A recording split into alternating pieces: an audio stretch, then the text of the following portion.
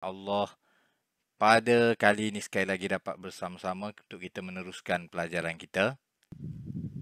Kita meneruskan pelajaran kita pada malam ini dengan tadabbur wahyu faham Al-Quran ke-9. InsyaAllah pada malam ini sebelum kita meneruskan ayat yang ke-10, kita cuba lihat dulu pelajaran yang lepas di mana dalam ayat yang ke-9 kita telah pun mempelajari perkataan-perkataan yang telah kita tengok sebelum daripada itu. Auzubillahi minasyaitonirrajim. Yukhadi'una Allah wallazina amanu. Perkataan Allah wallazina amanu, dan Allah dan orang-orang yang beriman.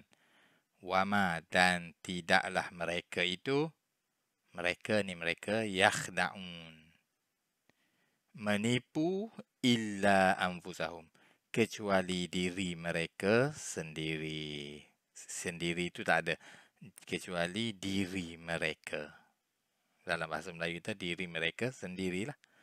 Wama yash'urun, dan tidaklah mereka itu menyedari. Okey, pada malam ini insya-Allah kita akan meneruskan pada ayat 10 di mana Allah Subhanahu wa taala berfirman, fi qulubihim marad.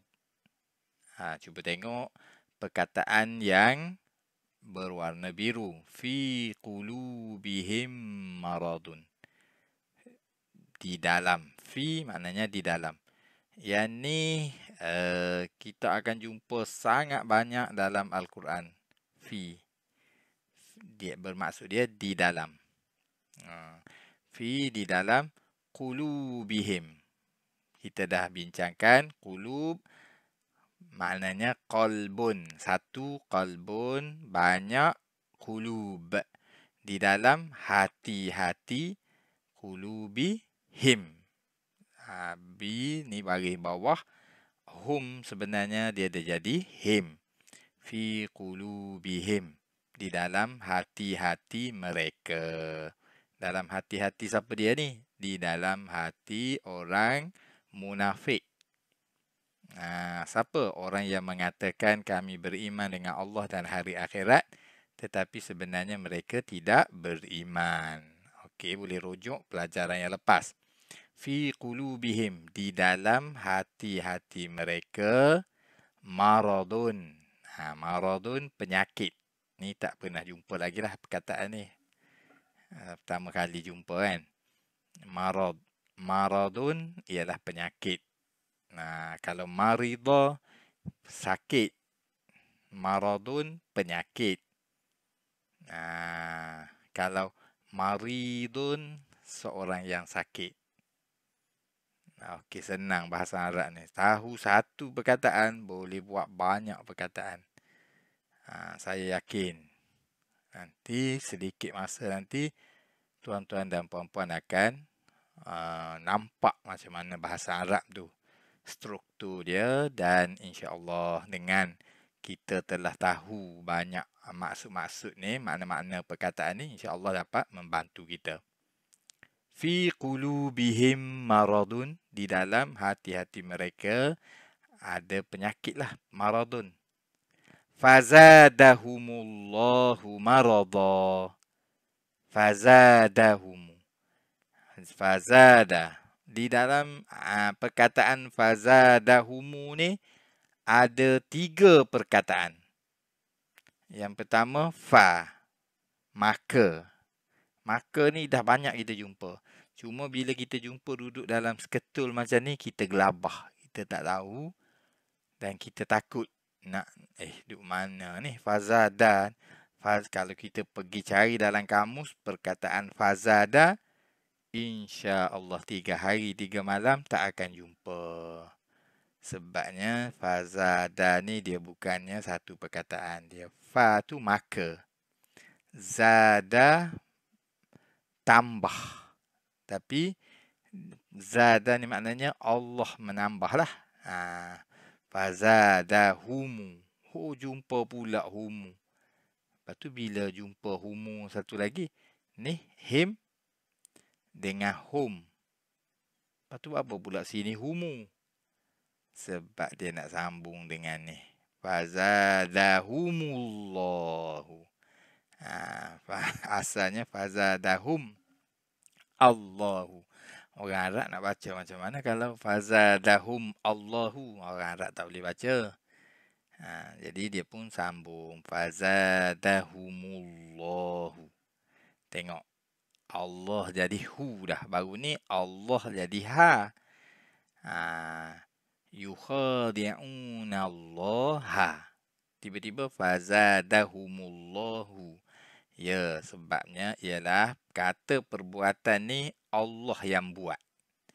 Dia yang tukang buat, kebanyakannya baris depan. Tapi bukan selama-lamanya baris depan, ada banyak. Yang tu stop dulu, relax dulu. Fazadahumullahu. Lalu Allah menambah kepada mereka. Tengok, struktur bahasa Arab tidak sama dengan struktur bahasa Melayu. Kita perbuatan dulu, maka Allah menambah kepada mereka penyakit. Kita Allah duduk depan, dia perbuatan duduk di depan. Fazadahumullah, maka menambah mereka Allah maradan, penyakit. Maka menambah mereka Allah penyakit, sampai kecerah pun tak faham. Jadi kita kena sesuaikan dengan bahasa Melayu. Lalu Allah menambah kepada mereka penyakit. Sebab itulah kalau kita tengok Quran terjemahan pun dia akan ada berbeza-beza sikit. Sebab orang ni sesuaikan dengan cara ni, orang ni sesuaikan dengan cara ni. Sebab itulah Quran terjemahan bukan Al-Quran ke mana-mana pun. Ini saja yang version yang Arab ni saja dinamakan Al-Quran. Siapa yang terror baca Quran terjemahan saja tu, janganlah anggap dia telah membaca Al-Quran. Dia membaca terjemahan Al-Quran. Tak sama terjemahan ni manusia yang buat. Yang Quran yang bahasa Arab ni Allah yang turunkan. Yang kata mukjizat, yang kata kekal sampai hari akhirat, tidak ada kesalahan. Itu semua yang Arab ni. Yang terjemahan tak ada. Sifat-sifat keistimewaan Al-Quran tidak ada pada Quran terjemahan. Macam tu. Ni dia teks asal saja yang Allah jamin. Jadi, fi qulubihim maradun, di dalam hati mereka itu ada penyakit. Fazadahumullahu marada. Lalu Allah menambah penyakit. Ini satu lagi nak terangkan. Dia nak kata lalu penyakit itu bertambah. Tapi dia tak kata macam tu. Dia hubungkan bertambahnya penyakit itu dengan Allah menambah. Macam tu. Kita kena faham juga. Macam kita bercakap lain dengan kita etikat kita. Kita kata, oh makan ubat ni sembuh penyakit. Tak salah sebab itu dari sudut bahasa kita. Makan ubat sembuh penyakit. Bukan ubat yang menyembuhkan penyakit. Allah yang menyembuhkan. Tapi dari sudut hukum alamnya kita sebab musabab dia makan ubat. Tadi tak salah lah. Jangan kafirkan orang pula. Orang tu kata, semalam demam makan ubat sembuh. Kafir. Sedap sangat kita kalau boleh kafirkan orang kan. Jadi tak boleh. Walahum. Balik kita pada perbincangan kita. Walahum. Ada berapa perkataan dalam walahum? Cuba teka. Ada 3 perkataan. Wa dan. Saya yakin dah ramai dah. Boleh ingat. Wa maknanya dan. La tu untuk. Hum mereka. Dan untuk mereka. Kalau nak sedap lagi, dan kepada mereka pun boleh juga. Dan untuk mereka, azabun alim. Sebab apa biru ni semua ni? Sebab kita dah jumpa belaka dah perkataan biru ni. Walahum, dan untuk mereka, azabun. Azab lah. Dalam bahasa Melayu pun azab lah. Cuma seperti yang saya sebut sebelum ni, orang Melayu, dia berat nak sebut ain. dia tukar jadi alif. Azab.